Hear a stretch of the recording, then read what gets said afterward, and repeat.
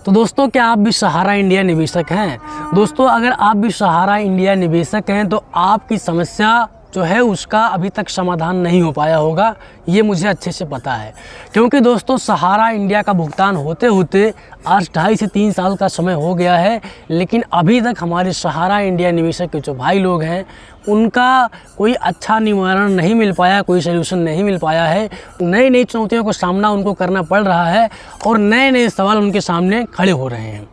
तो दोस्तों, उन सब सारे सवालों का जवाब लेके आज हम आ गए हैं और सहारा इंडिया से जुड़े आपके माइंड में जो सवाल सारे हैं उन सवालों का जवाब आज की वीडियो हम देने वाले हैं।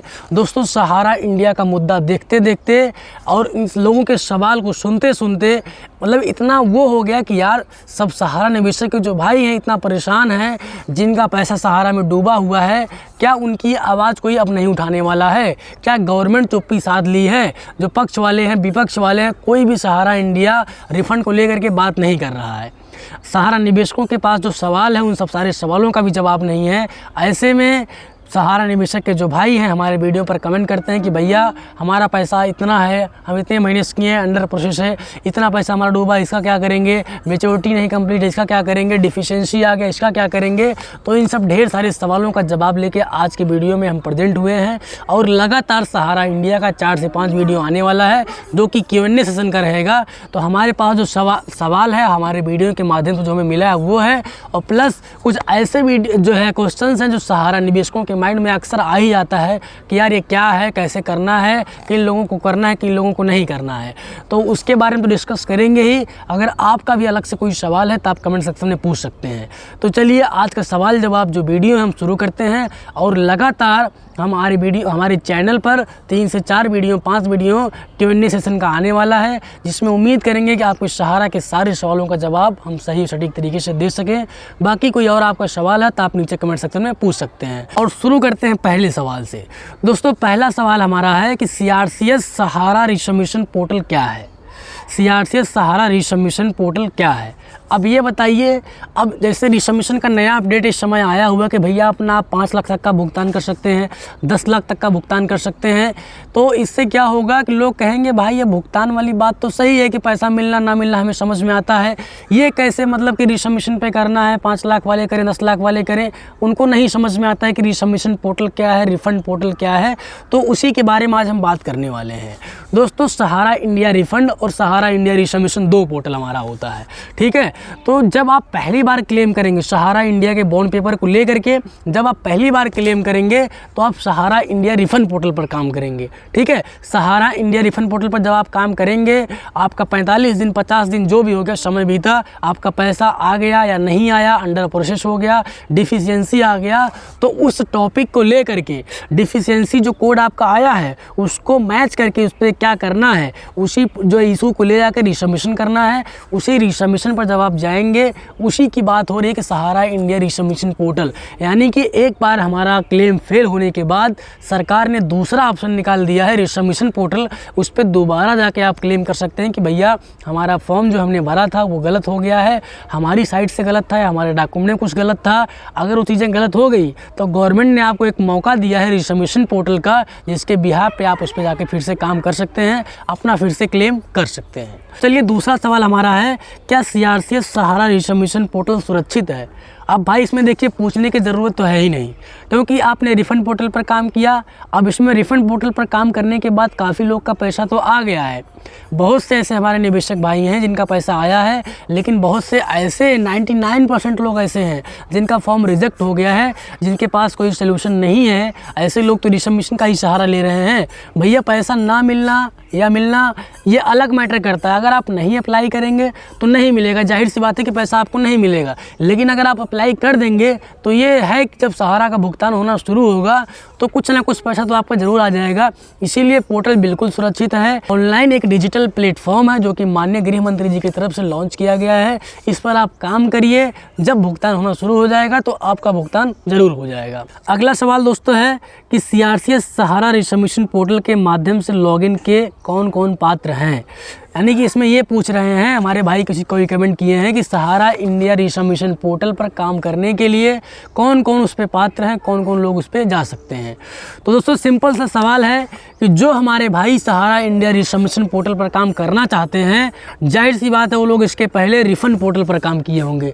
तो जो लोग रिफ़ंड पोर्टल पर काम किए हैं और उनका जो है डिफिशिएंसी कोड की वजह से फार्म रिजेक्ट हो गया है, जो है अंडर प्रोसेस आ गया है, अंडर प्रोसेस वालों को तो वेट करना है, उनका भाई वेट करते ही रहना, जैसे कुछ रिजल्ट आएगा फिर उसके बिहाफ पे काम करना है। लेकिन जिनका डिफिशिएंसी आ गया है, उस डिफिशिएंसी का इलाज करने के लिए आपको जो है रिसबमिशन लॉगिन करना पड़ेगा।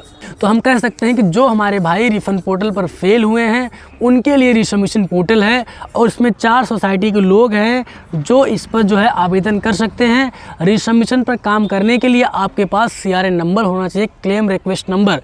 जब आप रिफंड पोर्टल पर एंट्री करते हैं तब जो आपको एक CRN नंबर जनरेट होता है, क्लेम रिक्वेस्ट नंबर, जो कि दावा आवेदन प्रपत्र होता है, जो आपको संभाल के रखना होता है। अगर आपके पास वो है, इसी के बिहाफ पे आप रिसबमिशन पोर्टल पर काम कर सकते हैं। तो इस पर 4 सोसाइटी के लोग काम कर सकते हैं।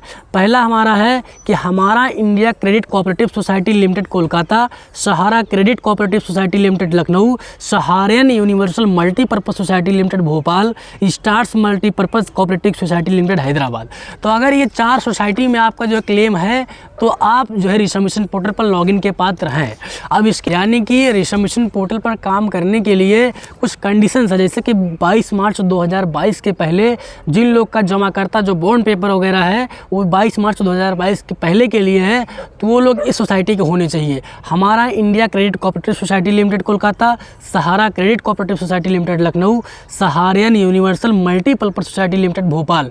तो जो इस सोसाइटी के लोग हैं जिनका क्लेम जो है मैच्योरिटी है 22 मार्च 2022 के पहले का है या उसके करीब का है, वो लोग इन तीनों सोसाइटी में अगर हैं तो रिसबमिशन के पात्र हैं।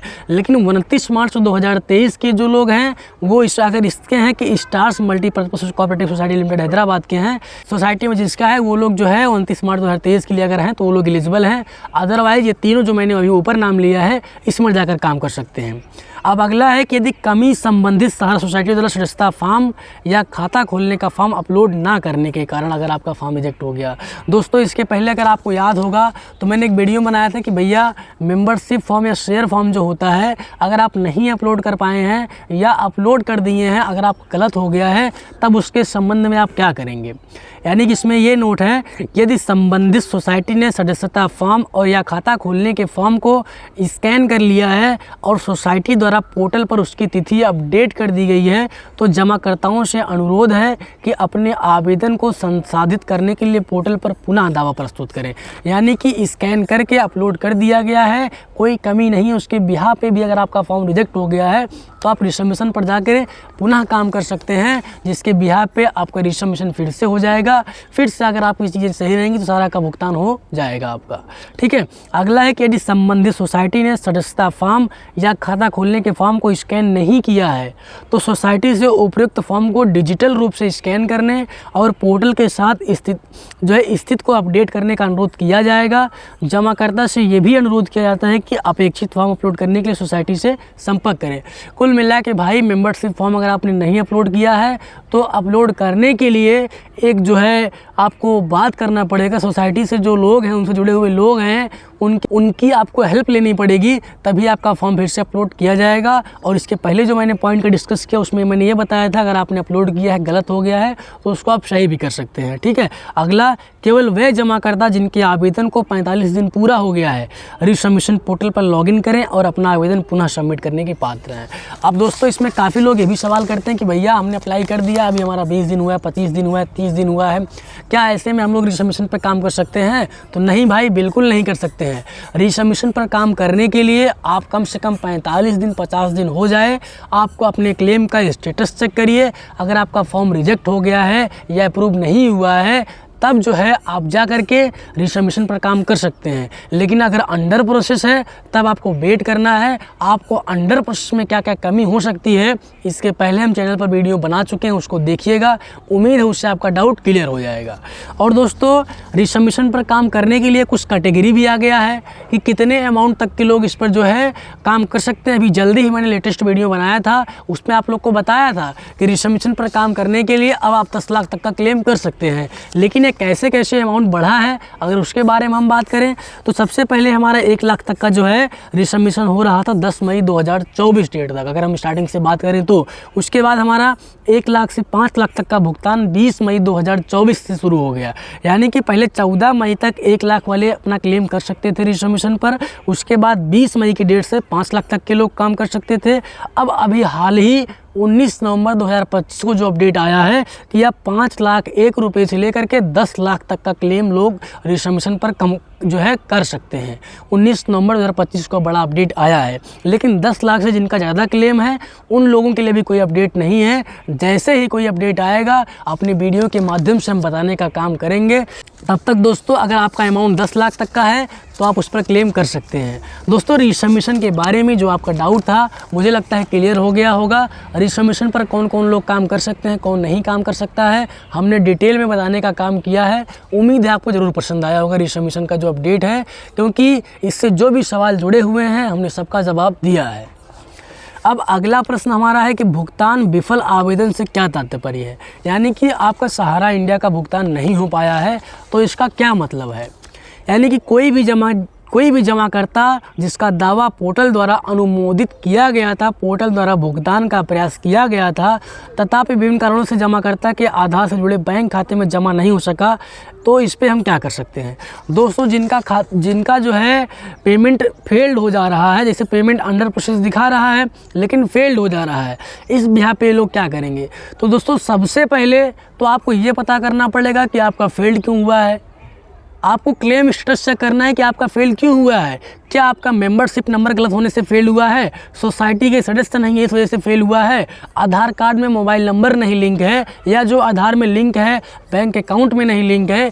इसके लिए आप क्या करेंगे, ये सारी चीज़ें आप चेक करना पड़ेंगी आपको। उसके बिहाफ पे आप जो है ये जान पाएंगे कि आपका पेमेंट क्यों फेल्ड हुआ था और इसके लिए आपको क्या करना पड़ेगा। ठीक है दोस्तों, तो ये आपको जो है करना पड़ेगा, आपको चेक करना पड़ेगा। उसके बिहाफ पे ही आप आगे जो है इस पर फॉर्म आगे बढ़ सकते हैं, इसको चेक कर सकते हैं कि आपका क्यों फेल हुआ था। अब अगला हमारा 5वां प्रश्न है, यदि जमाकर्ता के आधार डेटाबेस में उसके व्यक्तिगत विवरण में कोई बदलाव होता है तो उसे क्या करना चाहिए। यानी कि पूछ रहा है कि जमाकर्ता के आधार डेटाबेस में उसके व्यक्तिगत विवरण में कोई बदलाव होता है तो उसको क्या करना चाहिए। तो इसका सवाल का जवाब ये है कि जमाकर्ता अपने व्यक्तिगत विवरण यानी कि आधार कार्ड में नाम को परिवर्तित को लेकर के उसको अपडेट करें, उसके बाद पुनः रिसबमिशन पर काम करें। जैसा कि दोस्तों मैंने बताया कि अगर आपका ये आ जाता है डिफिशियंसी कि आपका आधार नेम मिसमैच है तो इस बिहाफ पे आप क्या करेंगे, आप अपना डॉक्यूमेंट चेक करेंगे। तो दोस्तों ये कुछ सवाल थे सहारा इंडिया रिफ़ंड और रिसबमिशन से जुड़े हुए, जो कि हमने कवर करने की कोशिश किया है। आज के वीडियो में हमने 5 सवालों का जवाब दिया है। अब कोशिश करेंगे कि हर वीडियो में 5 सवालों का जवाब दें, उनके जो सहारा इंडिया निवेशक के जो भाई लोग हैं हमारे, उनके जो डाउट्स मन में है वो क्लियर हो जाएं और उनको ले करके कोई कन्फ्यूजन ना रहे कि भैया रिफ़ंड पोर्टल क्या है, रिसबमिशन पोर्टल क्या है, कितने क्लेम तक के लोग जो है करें, किसको पैसा मिलेगा किसको नहीं मिलेगा, क्या डॉक्यूमेंट्स अनिवार्य है, अगर गलत हो गया है या कुछ बॉन्ड पेपर छूट गया है तो उनको क्या करना है, इन सब चीज़ों के बारे में खुल के डिस्कस किया है। तो अब आने वाले लगातार वीडियोज़ में कुछ जो है हर 5 सवाल का जवाब आपको मिलने वाला है। तो उम्मीद है ये जो सीरीज़ मैंने शुरू किया है क्वेश्चन आंसर का आपको जो समझ में आएगा। इसमें कुछ वीडियो जो है कमेंट हमारे वीडियोस के रहेंगे, कुछ कमेंट्स जो हमें न्यूज़ की तरफ से मिल जाता है, सहारा रिफ़ंड के पोर्टल पर मिल जाता है, उसको हम कवर करने की कोशिश करेंगे। तो चलिए ये Q&A सेशन का सीरीज़ आपको कैसा लग रहा है कमेंट सेक्शन में बताइए। अगर सही लग रहा है तो अच्छी बात है, और अगर आपके मन में कोई कमेंट है, सजेशन है तो हमें बताइए, हम उस टॉपिक पर ज़रूर काम करेंगे। फिलहाल आज के वीडियो में इतना ही, बाकी हम मिलते हैं किसी नई वीडियो में। तब तक के लिए आप सभी का बहुत बहुत शुक्रिया। Thanks for watching.